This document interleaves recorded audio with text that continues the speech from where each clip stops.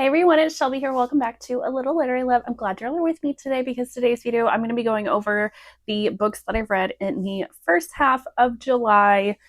Time is really flying by. I cannot believe it's already halfway through July.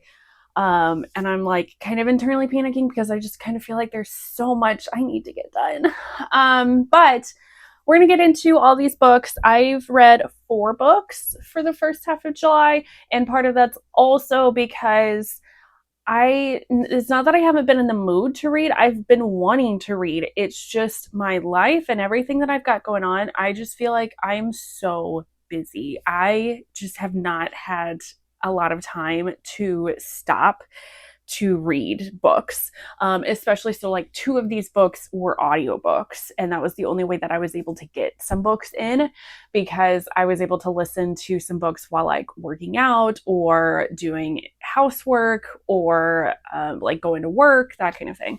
But I'm going to stop rambling. We're going to get right into those. But before I do, please, if you like my content, if you like this video, make sure you're hitting that thumbs up button. Also subscribe if you haven't already. I post videos every Thursday and Sunday, and I'm working on being more consistent with posting shorts as well. So my goal is to post at least 1 short a week, if not a couple shorts a week. I've been doing really good this past week, so hopefully I can continue that role.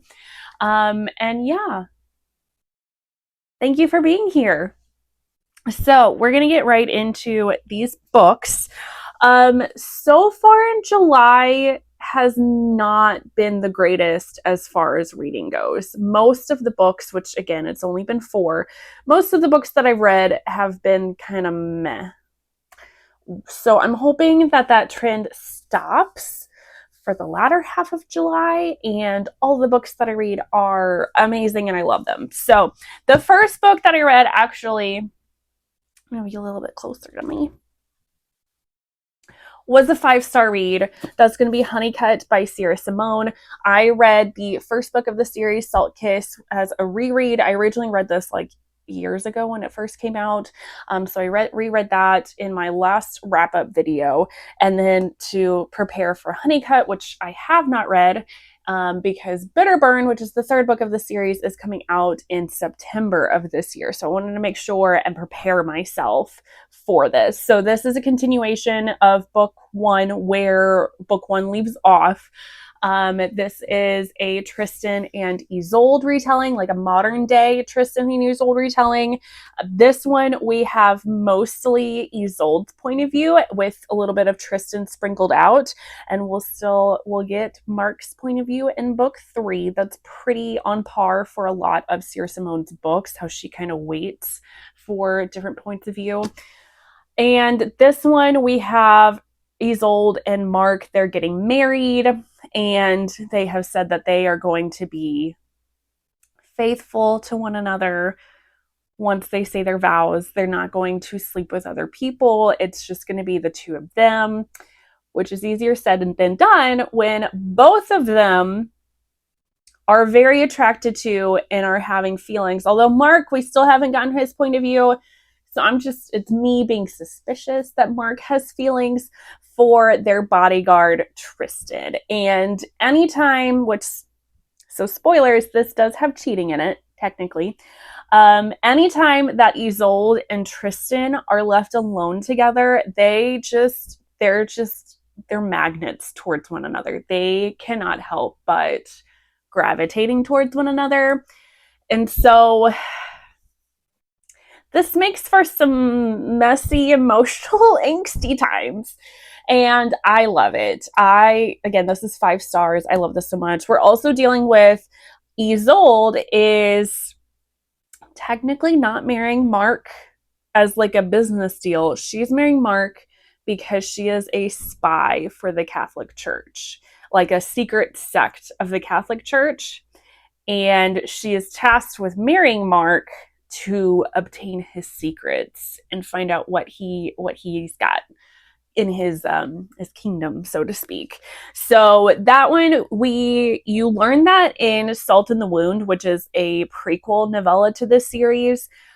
which I guess technically you don't have to read before reading this, but I think it just makes for a better experience if you read Salt in the Wound before reading this series. Otherwise, you do find out in this book that she is a spy. And it's just, it's so good.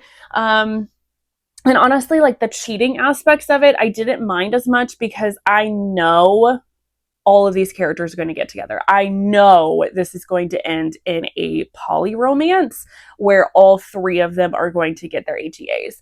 We're just going to suffer a little bit before we get to that point. And it's just, it's so good. I cannot wait for Bitter Bitter to come out. I like need it in my hands now. I need it. Then I read The Good Girl by Nikki Sloan. This is the 5th book of the Nashville Neighborhood series. This is a series of interconnected standalones. So technically you could read this book by itself, but it does feature characters from the prior books and features like their HEAs. So if you don't want to be spoiled for any of those, you might want to read this in order. Otherwise, you'd be fine to read this however way you want. This one is about our female main character. She is a good girl, thus the name. She is a virgin, and she's tired of basically just being under her parents' thumb, and she's tired of always being a good girl. So she's pissed off at her parents, and she kind of just wants to like ruin her good girl reputation. So she asks her older brother's best friend, who is a bit of a playboy character, to teach her like the ropes, you know, and teach her how to like seduce guys and how to be sexy and teach her the ways of sex. So it's definitely one of those like forbidden romance. It's very high steam, which is pretty quintessential for Nikki Sloan's books.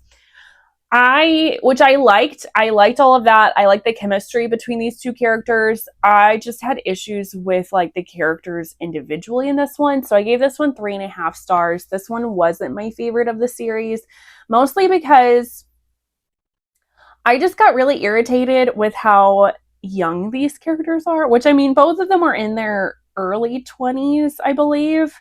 So Nikki Sloan kind of she wrote them for on par for that age group.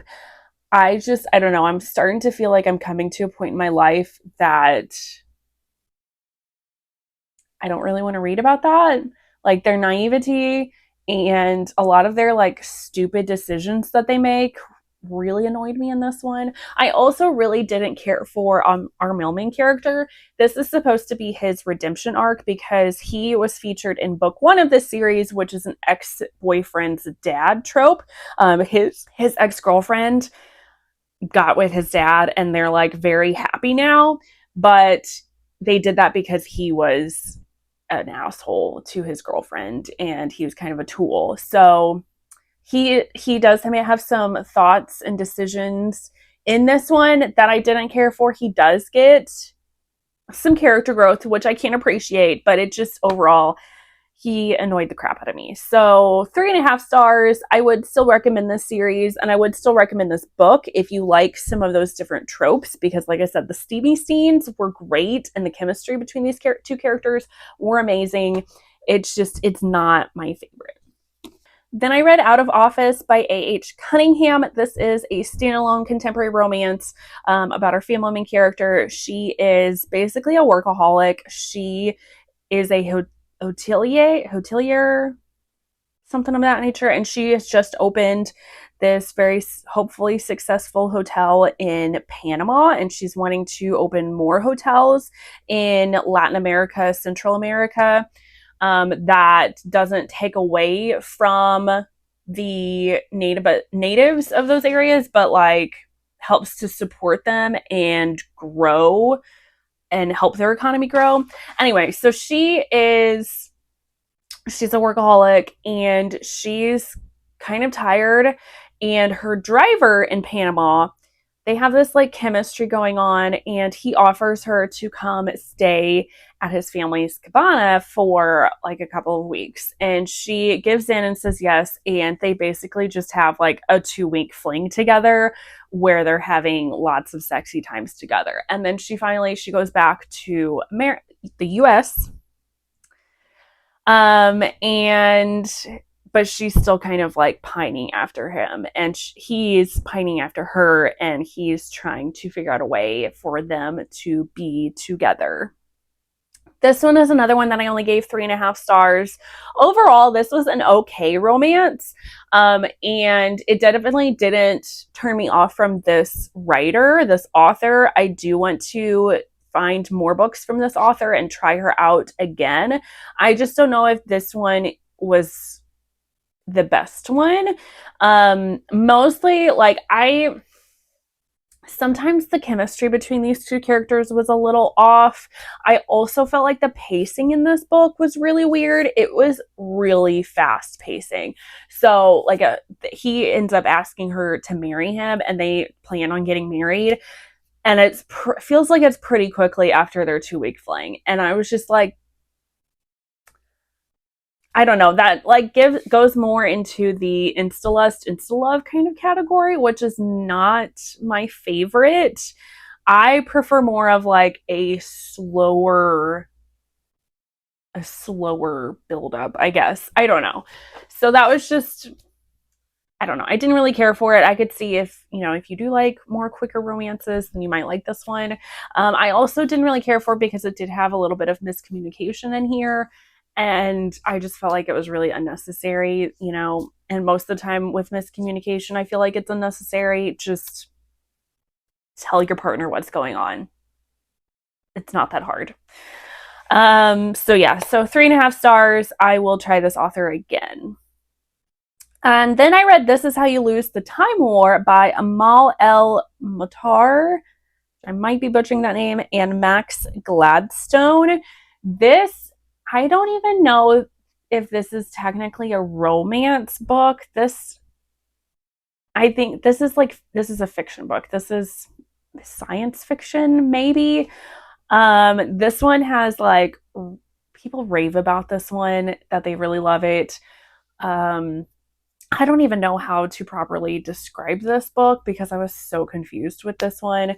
This is about, there's a war going on between like these two different time travel agencies, and our two characters are agents in the warring time travel stuff, and they end up starting to write letters, I guess, to each other, and somehow through doing that they fall in love. I don't know. I gave this 3 stars just because I was like, maybe this is more of like a me problem. I did listen to this on audiobook, which I feel like was maybe not the best way to go. I don't really don't know. I just don't know that this was a book for me. The two narrators for the audiobook felt very monotone. Like, they felt like I was listening to a GPS. There was just no human, I don't even know how to describe it. There was just no emotion to what they were saying. There was no personality. So that kind of didn't help. And I don't know. I don't even know what was going on with the story. I didn't really understand the romance aspect of it. Of then finally we get to the point where they're just like, yeah, I love you. And I just didn't get it. Like, I don't know. I can see there were certain parts of this book that were very poetic in nature. And part of this also kind of reminded me of Romeo and Juliet. So I can see why people potentially like this. It's just it didn't work for me. I don't really understand the hype with this one. So that is going to be it for all the books that I read in the first half of July. I'm really hoping that I find some books that I really enjoy in the latter half of July, because this whole streak of 3.5 star books is like really wearing me down. So let me know, what are some of the books that you have been reading so far this month? What have been some books that have been your favorites that you've really been enjoying? I love hearing from you all, but that is going to be it. And I will see you all in the next one. Bye, guys.